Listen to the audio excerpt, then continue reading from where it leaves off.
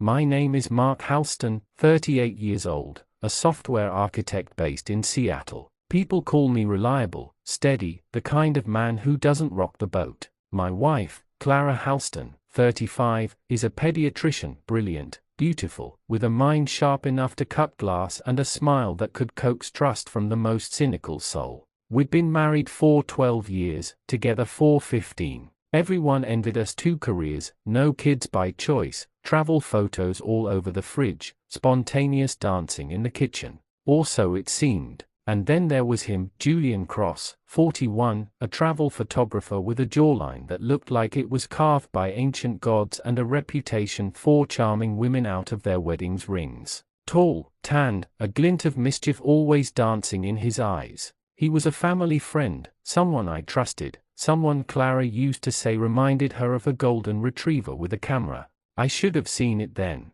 The first crack showed on our 10th anniversary, when Clara seemed distracted all evening. Her phone buzzed constantly, and her laughter sounded off, thin, performed. I chalked it up to work stress, maybe hormones. Fool. I found out 6 months ago. We were having brunch with friends, and Clara left her phone on the table while she went to the bathroom. A message popped up from Julian. Last night was beyond words. Still shaking. When can I see you again? I felt like time stopped. My vision blurred, like my brain didn't want to make sense of what it saw. My friend Nick, who'd always had suspicions, saw it too. He looked at me with that unspoken "you need to open your eyes" expression, but I already had. The message was clear. The air in the room turned to ice. I waited until we got home. Who is Julian to you? Clara froze. I watched the blood drain from her face, her lips part in slow motion. What are you talking about? I held up the screenshot. Her knees buckled. She actually collapsed. Not from guilt, no panic. She knew she was caught. Tears came fast. Denial turned to desperation. She said she didn't want to ruin us. She swore it was only once. A drunken mistake after an art show, too much wine, blurred lines. I wanted to believe her. God help me, I wanted to. But I'm not a stupid man. I started digging. And what I found, it wasn't just one night. It had been going on for 7 months. Hotel bookings, secret rendezvous in Vancouver, a fake medical conference in Portland that was really a week-long sex getaway. She even had a second phone hidden in her office drawer. The level of planning, it was monstrous. The confrontation was nuclear. I loved him, she screamed. But it's over now. I chose you, Mark. I'm here, aren't I? I couldn't believe what I was hearing. Loved him? I asked her the one question I wasn't ready to know the answer to. If I hadn't found out, would you have stopped? Her silence said everything. I packed my bags that night. She clung to me, sobbing, begging, screaming. Just one night with him. That's all I asked for, she sobbed. It wasn't supposed to mean anything. One night? I laughed bitterly. One night doesn't leave a trail of hotel receipts and deleted photos. One night doesn't destroy 12 years of trust. She collapsed again, a heap of despair on our kitchen floor. I didn't speak to her for 3 weeks. During that time, I stayed with Nick. He fed me whiskey and kept me from sending her firebomb texts at 2 a.m. I ran every conversation in my head, every vacation we'd ever taken, every moment that now had a layer of rot beneath it. Did she think about him while we watched movies in bed? Did she sneak calls while I was asleep? And the worst part, I still loved her. God, I hated myself for it. Then came the unexpected. Clara showed up at Nick's place one rainy Thursday evening. Hair soaked, eyes raw, a letter in hand. Not a text, not an email. A letter. She said, "Read this. Then I'll go." It was 10 pages. Handwritten. She detailed every moment. Not to justify, but to confess. She laid it all bare. The timeline. The guilt. The fantasy that spun out of control. The loneliness she never talked about. The craving for danger, for something irrational. She admitted she hated herself for loving 2 men. And most of all, she said, "I never expected to ask for forgiveness. I just needed you to know the truth," without screaming in between. It was raw, ugly, honest, and it was the beginning of something I never expected. But there was one detail in that letter, one tiny, jarring inconsistency that didn't sit right with me. something she didn't expect me to notice, and that would change everything. But at that moment, standing there in the rain, letter in my hand, her tears falling like confession into the earth, I saw a woman broken. Not the woman I married, but maybe the woman who wanted to come back, and I was foolish enough to let her try. I reread Clara's letter 4 times that night, every sentence sliced a little deeper. It wasn't just a confession, it was an autopsy of our marriage, dissected with brutal honesty and bleeding ink. Her handwriting shook in places, the paper smelled faintly of her perfume, and in between lines, I could almost hear her breath hitching as she wrote. She detailed how it began with Julian, a gallery show in Belltown, too much champagne, slow dancing after midnight. He told her he envied me, that I had the best woman in the room and didn't even know it. That one line, she said, made her feel seen in a way she hadn't felt in years. But there it was, the inconsistency. In her letter, Clara claimed the affair started in February, at that gallery opening. But I remembered that weekend vividly. She had been in Palm Springs with her mother. I had proof, photos, receipts. Her mother even called me to complain that Clara had been on her phone the entire trip. So how could she have met Julian at the gallery that night? The timeline was off by over a month. That lie, small, maybe to anyone else, was a fracture in her supposed truth. And once I saw it, I couldn't stop peeling back the rest of her version of the story. Suddenly, her full disclosure didn't feel so full. Suddenly, everything began to shift again. But here's the real kicker. That same night, around midnight, while Clara was curled up in the guest room trying to give me space, my phone buzzed with an email from an anonymous sender. Subject line: "You think she told you everything?" Attached a series of screenshots, messages, photos. One in particular, a selfie of Clara, in bed, half covered in a white sheet I didn't recognize, smiling like a woman reborn. Julian's bare chest was in the background. Dated 3 weeks ago. 3 weeks ago. She was still seeing him after I confronted her, after the breakdown, after the weeping on the kitchen floor. And this is where it turns from betrayal to something more theatrical, because I called her out on it, quietly, without rage. I showed her the photo and waited. She didn't deny it. She didn't even flinch. She just sat there on the floor, eyes locked to mine, and said, "You don't understand." That was the goodbye. I swear to God, I almost laughed. The goodbye? I asked. Clara, who takes a romantic selfie during a goodbye, that looks like a woman in love, that looks like now. And then she said it. The line that snapped something inside me. I needed to feel something real before I let it go. She said it like she was asking for understanding. Like I might pat her head and say, "That makes sense, honey. Everyone needs one last orgasmic farewell tour before they come back to their spouse." She insisted it was over now, that she'd ended it, that she was choosing me. "But you already chose him," I said. "You chose him over and over. And you were still choosing him 3 weeks ago." That's when the tears came back. The heavy, messy kind. She crawled over, tried to touch me, and I backed away like she was a live wire. "I want to fix us," she said. "I want to be your wife again." My silence was a void. I didn't say yes. I didn't say no. But I didn't leave. Because some sick, primal part of me wanted to see where this was going. Like watching a wildfire crawl toward a city, part horror, part fascination. The next morning, Clara made breakfast like nothing had happened. She wore my favorite robe, the one she used to tease me in. She played our Spotify playlist from 5 years ago. She even danced a little in the kitchen. I watched her like a man watches a stranger pretending to be someone he once loved. She said she wanted to rebuild us, that she was willing to go to therapy, that she wanted to reconnect physically, emotionally, spiritually. "No more secrets," she said, setting down a plate of eggs like it was a peace offering. But I already had a secret of my own. I'd responded to that anonymous email. I wrote, "Who are you? And why are you sending me this?" They responded almost immediately. "Someone who knows the game Julian plays.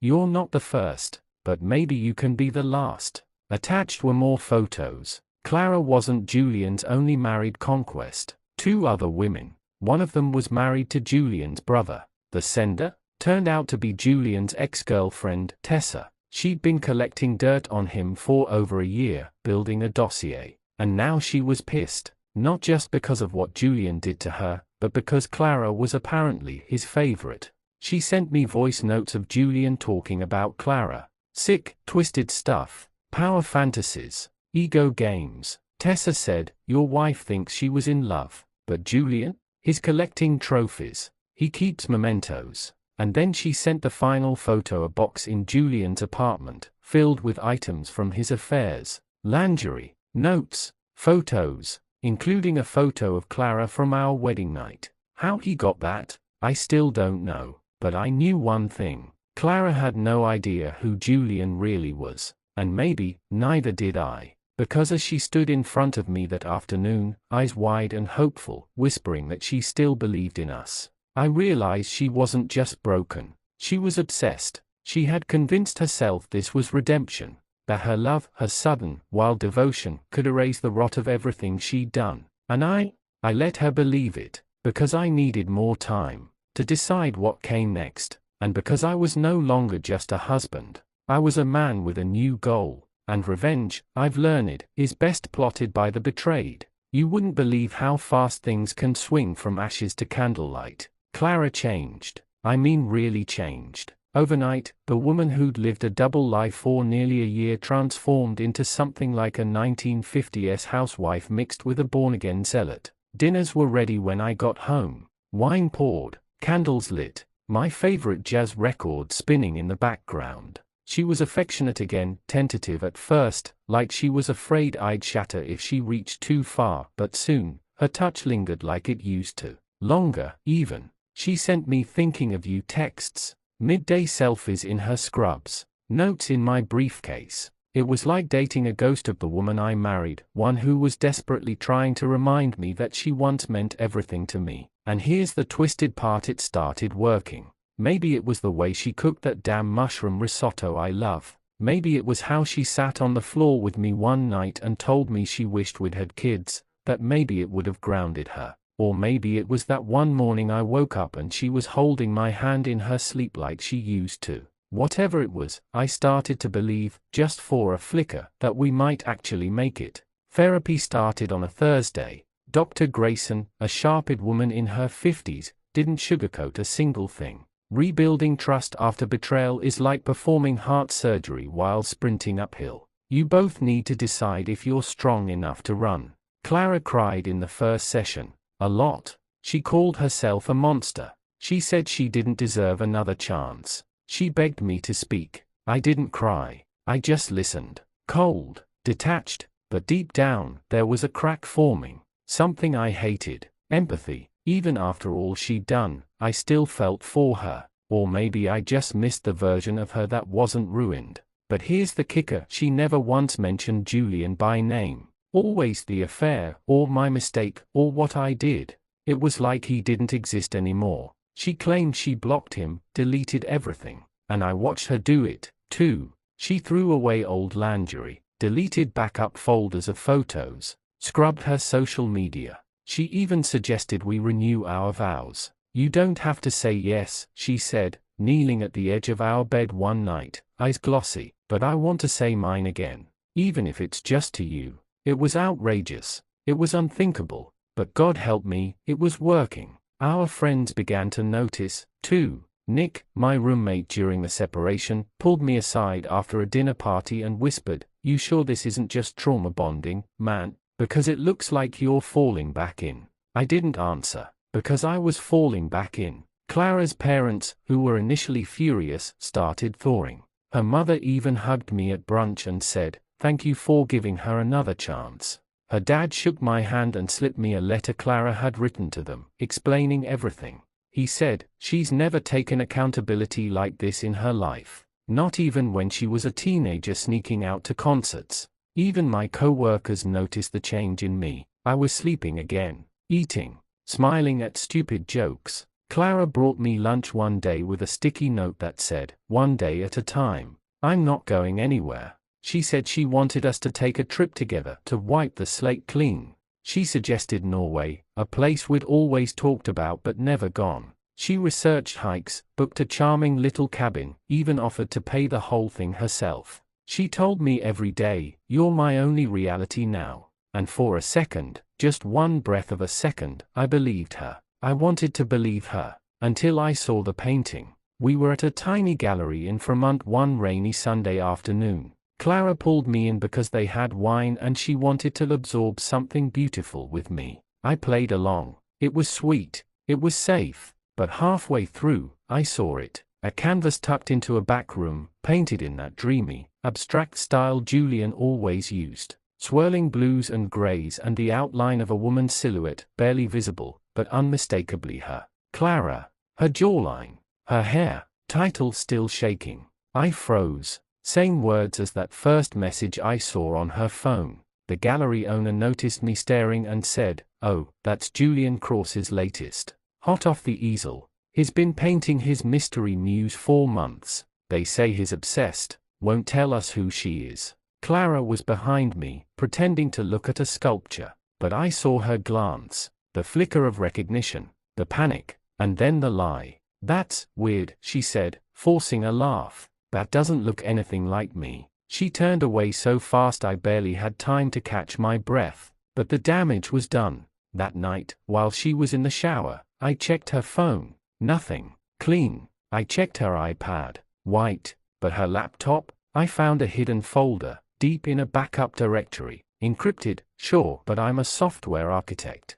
That encryption might as well have been a child's lock. Inside email drafts. Messages never sent. Some recent. All unsent love letters to Julian. Half poems. Erotic dreams. And one message that chilled me. He says he'll wait for me, but I can't lose Mark yet. Not until I know it's real. And just like that, every rebuilt bridge burned to ash. She was playing a game. Trying to keep me close while testing the waters with him. Still in love. Still torn. Still pretending. I didn't confront her. Not yet. Because something in me shifted. Something dark. I started smiling when she hugged me. Started kissing her like I meant it. Made love to her like I was hers again. I whispered promises at midnight and watched her fall asleep wrapped in them. But inside, I was planning. I wasn't going to walk away. No, that would be too easy. I was going to teach Clara Halston and Julian Cross what betrayal really felt like.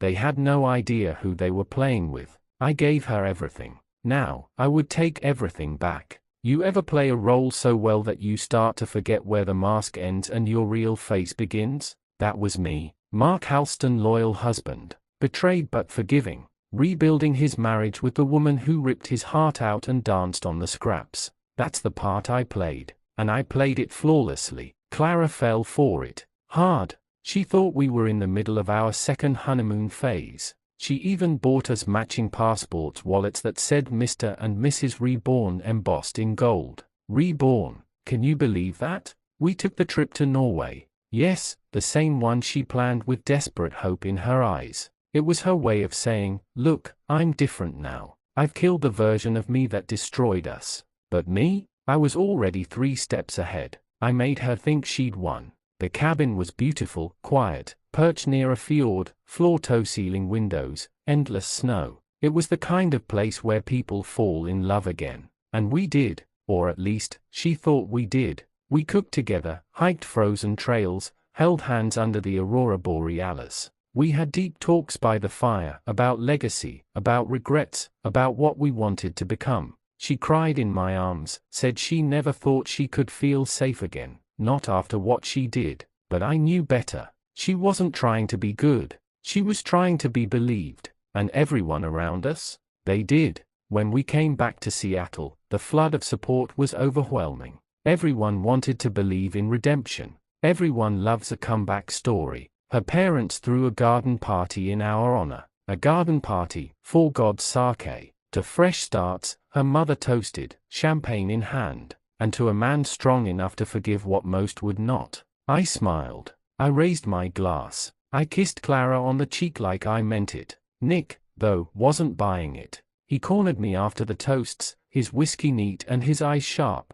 "You're playing a long game," he said. "I can see it. You don't love her anymore." "Maybe I never stopped," I said flatly. just enough ambiguity to keep him guessing. But Nick wasn't the only one watching. There was Clara's best friend, Melanie, 43, a high-powered real estate agent with a sixth sense for bullshit and a closet full of secrets. She and Clara had a falling out back when the affair first exploded. Melanie had always hated Julian, called him a man's-happed red flag. When she saw Clara and me smiling, holding hands like high school sweethearts, she pulled me aside. "She's good," Melanie whispered. "I'll give her that. But I know Clara, and I've seen this act before." I didn't say a word. She leaned closer. "You're planning something, aren't you?" I just smiled. "But Clara? She thought we were golden. She brought me breakfast in bed. She wrote poetry. She started attending couples workshops, dragging me along like a badge of honor. Look at us," she'd say, "stronger than ever." Even the therapist, Dr. Grayson, softened. She said we'd made remarkable progress and encouraged us to plan a vow renewal. "Something symbolic," Clara said. "Something that says we made it through hell and came back holding hands." And that's when I had an idea. A vow renewal, not just a symbolic gesture. A stage, a spotlight, the perfect place to play out the final act of this psychodrama she built. And I would help her plan it, down to the last petal. We booked a venue, an old glass conservatory in Bainbridge Island, covered in climbing ivy and drenched in natural light. Clara wore ivory, not white. "Out of respect," she said, "for what we've been through." A string quartet played Clair de Lune. Friends and family showed up in pastel tones and hopeful hearts. Even Julian's brother showed up. Tessa, the woman who'd been feeding me intel, said Julian had no idea we were back together. Apparently, he'd gone silent on Clara, probably chasing his next tragic muse. But he'd been watching. I knew that much. Watching from a distance. Still obsessed. Still waiting. And I wanted him to see this. I wanted him to think she chose me. I wanted everyone to think she was back where she belonged. The ceremony was poetic, intimate. Clara cried through her vows. She spoke about pain and healing, about the shame of betrayal and the miracle of being loved anyway. People sniffled. Her father wiped a tear. Even I almost believed it, just for a second. And when it was my turn, I kept it short. I vow to never forget what we've been through, to remember the cracks, because they let the light in, and to never, ever pretend things are what they are not. Cryptic, yes, but Clara beamed. Afterward, we danced, laughed, took photos. I dipped her under the hanging lights, kissed her, held her waist just tight enough to make her feel owned. She whispered in my ear, "Thank you for saving me." And I whispered back, "You have no idea what you've started." The reaction from friends was electric. Melanie pulled me aside again. "Either you're really in love again, or you're about to detonate something." Nick just raised his glass and said, "To karma. May it be slow, savage, and beautiful." My co-workers sent gifts. My mother, who had been icy toward Clara since the affair, called me and sobbed. "You did it. You showed the world what real love looks like." And me, I just kept smiling, because everyone thought we'd rebuilt something sacred. But in truth, we were standing on a scaffold of lies. And I had built every plank, every loving glance, every candlelit dinner, every whispered "I still choose you." It was all a setup, a masterpiece of emotional misdirection. And Clara? She had no clue. She thought the worst was over. She thought the darkness had passed. She didn't realize the game had only just begun. Because while she was busy playing the role of perfect wife, I had discovered she was still lying. And the revenge I'd been planning? Oh, it was almost time to unveil it. But not yet. First, I had to watch her fall a little deeper into comfort, a little deeper into love, so that when I pulled the rug out from under her, she wouldn't just fall, she'd shatter. The thing about darkness is, it teaches you how to see. After the vow renewal, Clara was floating. I mean levitating. She walked around our newly healed home like she'd been baptized, like guilt had been rinsed from her skin. She kissed me before bed, wrote more poems, even started volunteering at a local women's shelter because giving back was part of her healing journey. And I played my part. Dutiful, loving, forgiving. But behind my eyes? War rooms. I was analyzing every move, every word, every tremble in her voice. I'd spent years debugging complex code for a living, untangling lies and faulty logic, and Clara's eyes were like lines of corrupted script that didn't quite match the user interface. Something wasn't right. I didn't feel it, I knew it, and sure enough, the truth started bleeding through the cracks. It began with little things. She got a new phone because the camera was better.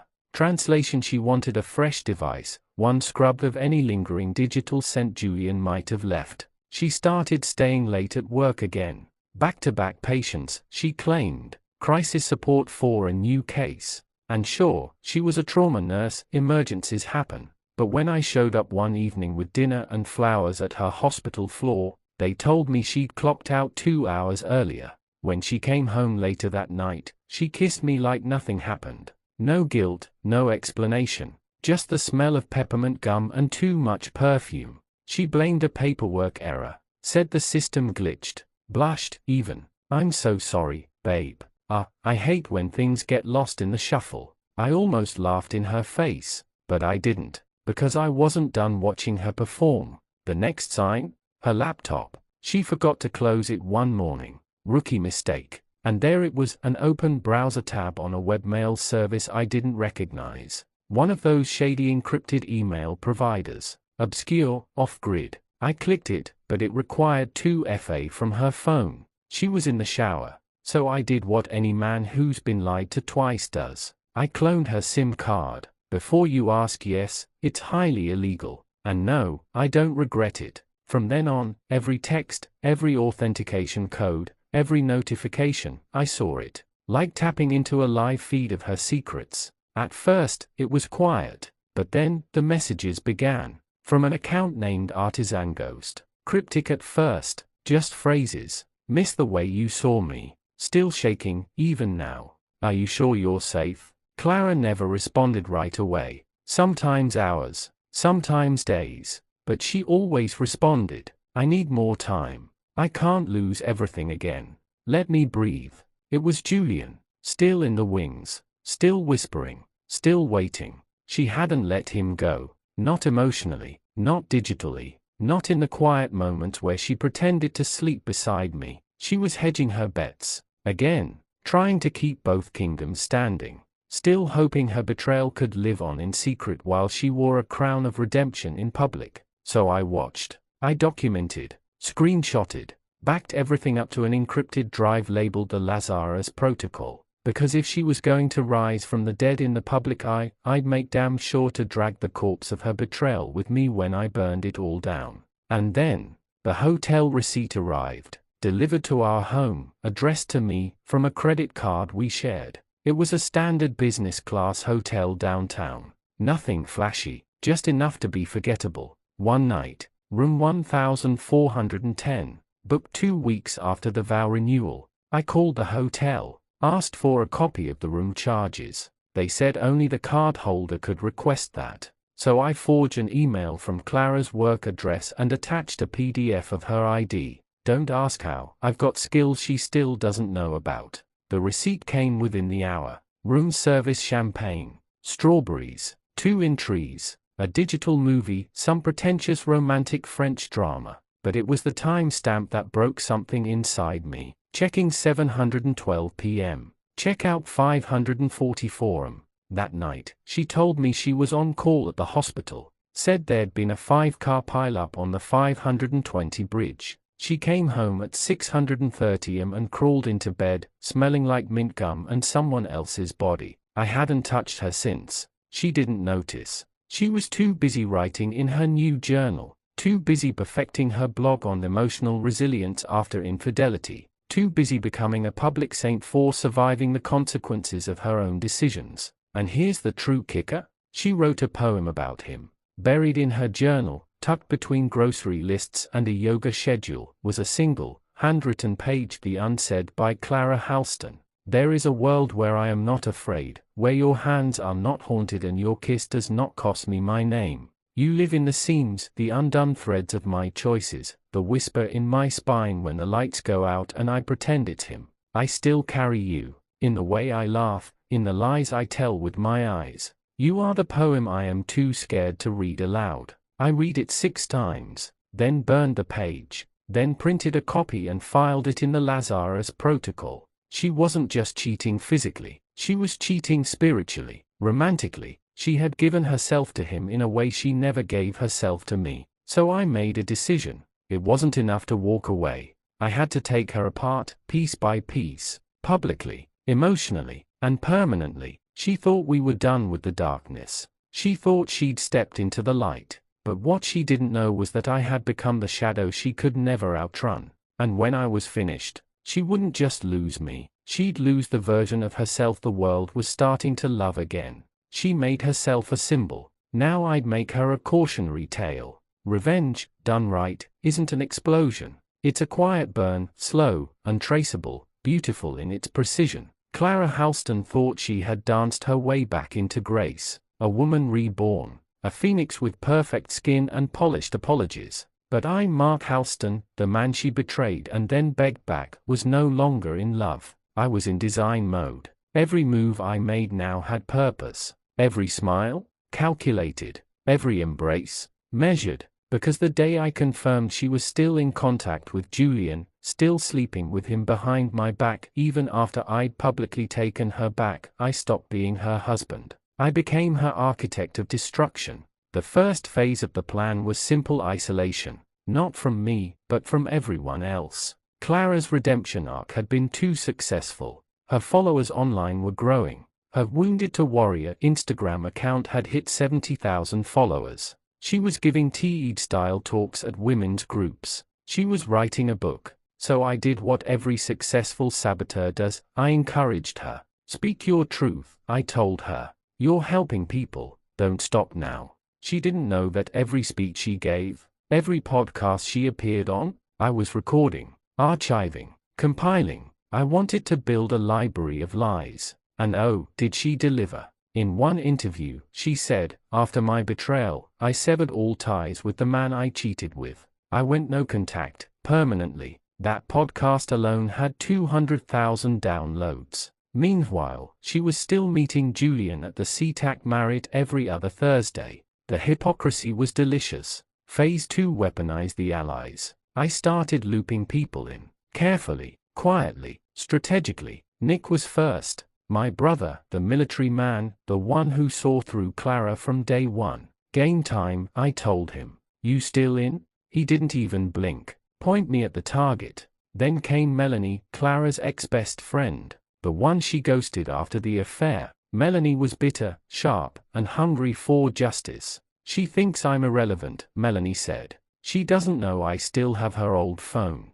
Bingo. That phone was a treasure chest, voice notes, messages with Julian, even selfies in bed with him while I was on a business trip. I dug through it like a surgeon, gloves on, heart cold. Then I contacted Tessa, Julian's ex, the woman who first told me Clara had never actually cut him off. Turns out Julian had been sending her poems, too. He was cheating on Clara with her. You can't make this up. I'm in, Tessa said. Burn them both. Phase 3, the illusion of normalcy. I needed Clara to feel safe while the floor rotted beneath her. So I kissed her more, posted more pictures, took her on a weekend spa retreat and booked the honeymoon suite. The caption read, rebuilding isn't easy, but love makes it worth it. 60,000 likes, 4,000 comments, one collective sigh of digital relief. She's so lucky to have a man like you, strangers said. If only they knew I was building the stage for her execution.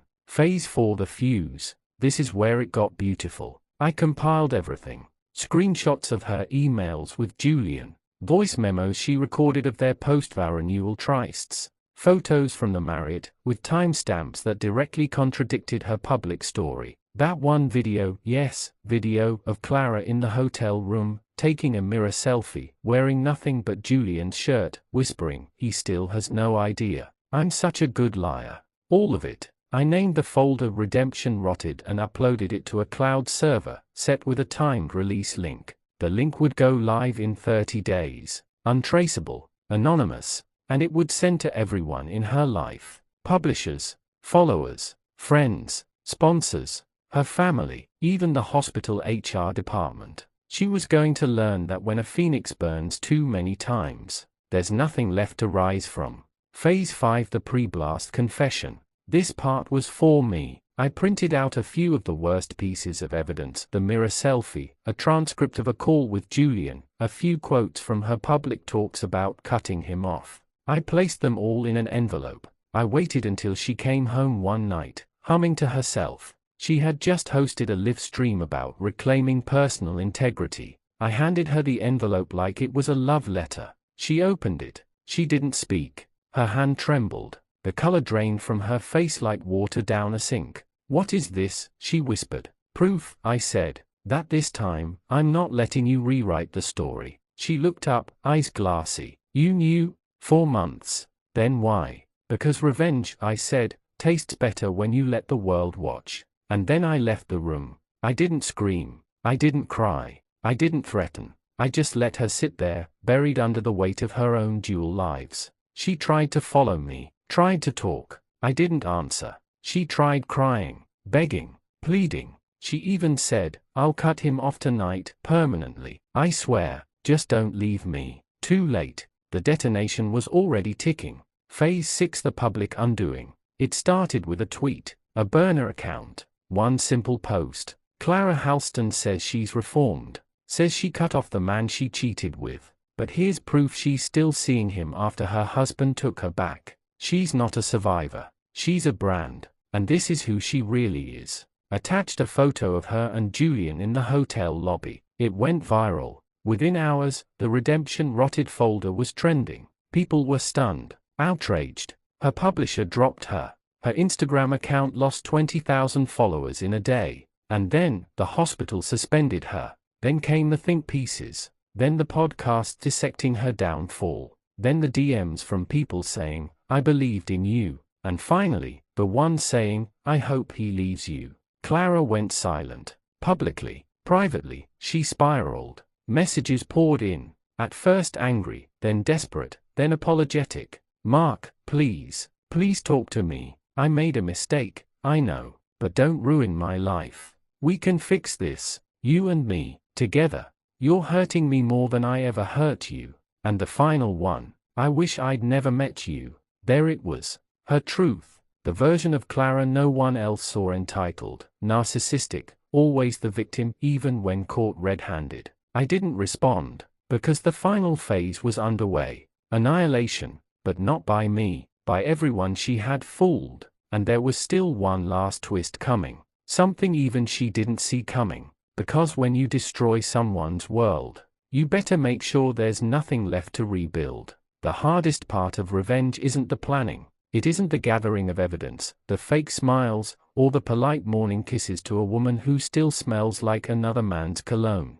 No, the hardest part is waiting. Holding back the avalanche you've engineered. Watching them prance through life like the past is dead and buried when you're the one holding the shovel, and you know the grave is still wide open. But eventually, the moment comes, not with fireworks, not with fury, but with silence, and then the sound of everything crumbling. It began with the book launch. Clara's memoir was called The Art of Returning from Betrayal to Beauty, a 300-page manuscript of cured regret, soft-focus lies, and emotional fluff designed to make her the patron saint of the betrayed and held. The publisher, Lantern Bloom Press, planned a whole campaign: podcast interviews, book signings, press tours. She was going to be the face of radical accountability. The next Glennon Doyle, with a little Eat Pray Love on the side. Except, the same day the pre-orders opened, I lit the match. I waited until noon. Prime engagement time. And then I used the Lazarus protocol one last time.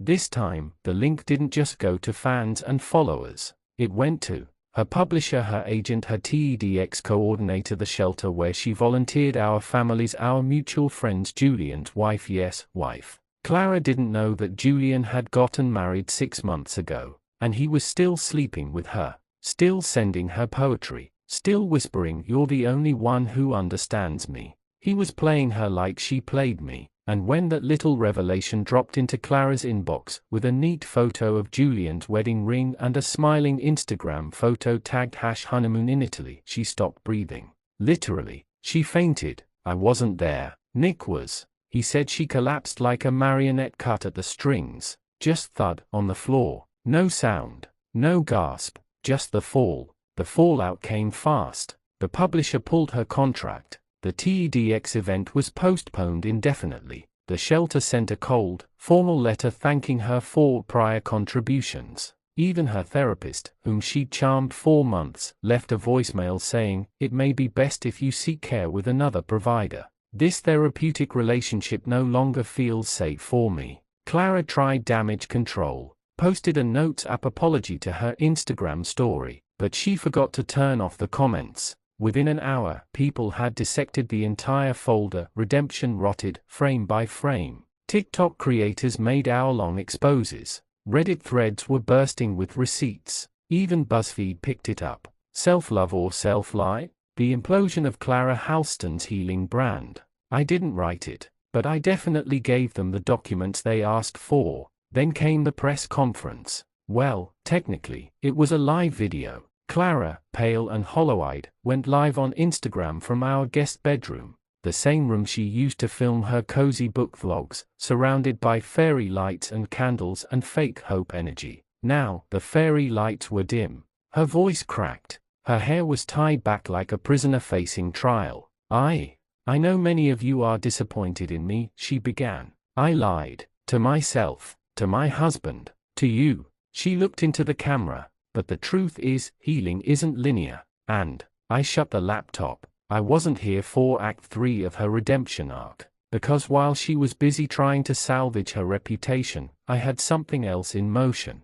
Her total financial collapse. See, Clara and I had joint accounts, joint property, joint business ventures, like her blog's merchandise and brand sponsors, which I managed the back end of. So, while she wept for sympathy online, I was transferring assets, dividing portfolios, freezing accounts tied to my name, retaining a divorce attorney so merciless, people whispered her name in law offices like she was Voldemort. And then, I sold the house. Yup, the house she begged me to return to. She thought it was ours, but after the vow renewal, I secretly had the deed transferred into a trust under my name, then revoked her co-ownership. Legal? Barely. Satisfying? Immensely. She came home from a yoga class, still trying to pretend she had a healing journey to sell, and found the locks changed. Her suitcase was already packed, sitting on the porch. Inside it, just the basics. Her passport,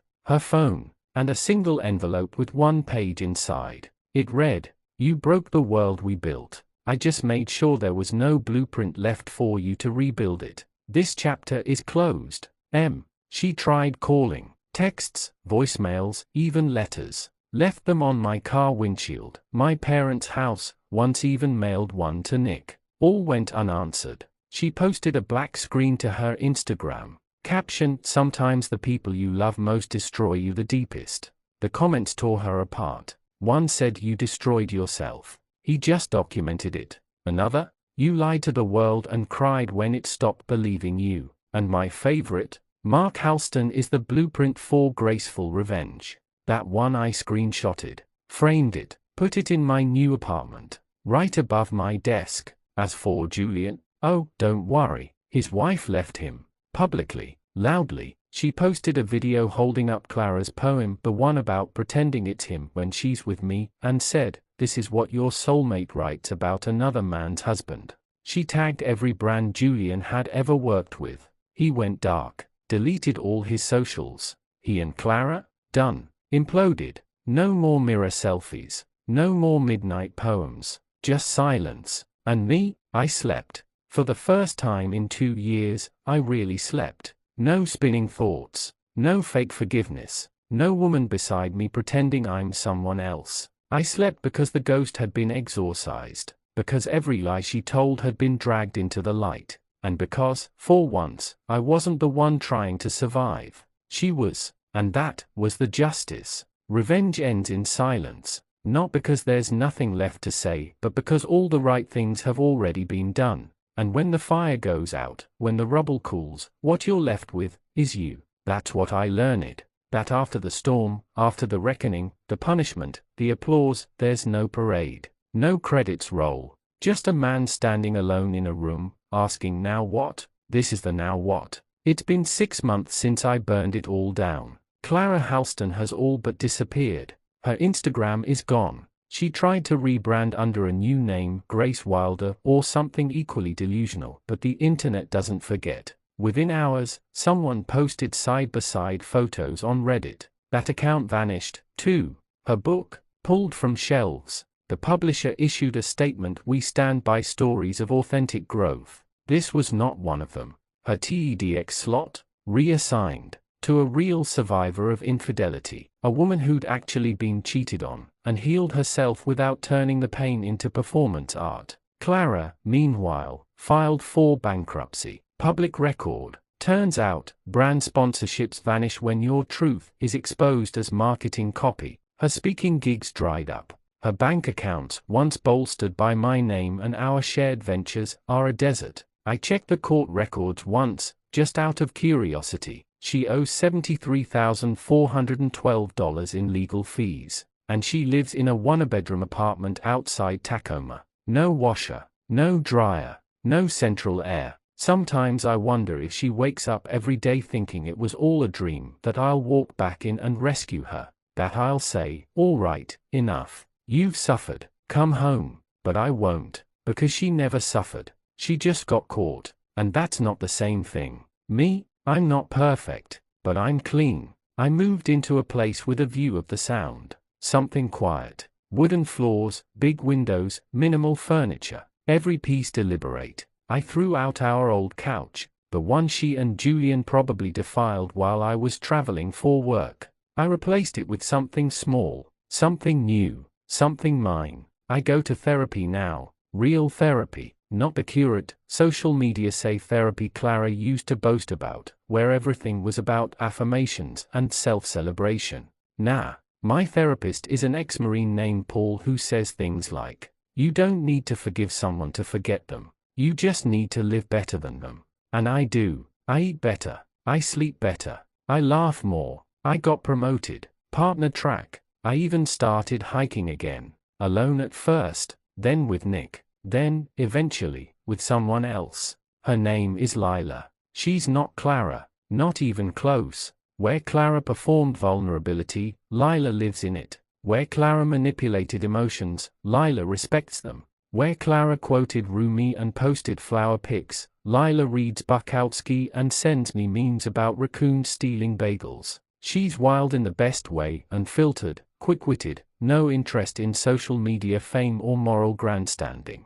We met at a bookshop, of all places. I was in the poetry section, holding a copy of Neruda. She walked by and said, "That one will ruin you," in the best way. I bought it. I still haven't finished it. Not because it's bad, but because I keep rereading the first line. I love you as certain dark things are to be loved, in secret, between the shadow and the soul. With Clara, everything was loud, performative, a spectacle. With Lila, everything feels like that line, quiet, deep, and real. But Clara still haunts people, not me. I'm free, but others, they still carry the residue of her lies. Her family doesn't talk to her, not out of malice, out of shame. Her sister reached out once, just to say we're sorry. We didn't know who she really was. Julian's wife, she's thriving, started her own blog, The Wife Who Knew, and it blew up. She writes essays about intuition, betrayal, and trusting your gut. She's got a book deal now. That one's poetic. Clara's ghost also lingers in the people who defended her. All those friends who told me everyone deserves a second chance before she stabbed me with the second blade. Gone. Blocked. Out of my life like a tumor removed cleanly. My circle is smaller now, tighter, warmer. Sometimes the best part of a storm is the way it washes away the weak roots. And yet, there's one last thing I'll admit. A part of me still remembers the beginning, the real beginning, before Clara became Clara TM, when we were just two idealists with matching playlists and morning rituals. When she traced my spine with her fingertips and whisper, "We'll never hurt each other." She meant it, back then. I believe that. But people change. Some bloom, others rot. Clara was never a victim. She was a narrator, a producer, a director of her own false redemption, and when the truth showed up with receipts, she had no script left to read from. So she crumbled, and I walked away from the ashes. Last week, I got a letter. Handwritten, no return address. Just one page. I never loved you the way you deserve to be loved. You were too honest, too real. I thought I could be that kind of person, but I was always pretending. And now, I don't even know who I am. If I could undo it, I would, but I know that's not how this works. I hope she loves you better. I hope you love better. See? I didn't respond, didn't cry, just folded it once, slipped it into a drawer, and went outside to meet Lila for coffee, because that letter wasn't closure. I already found closure.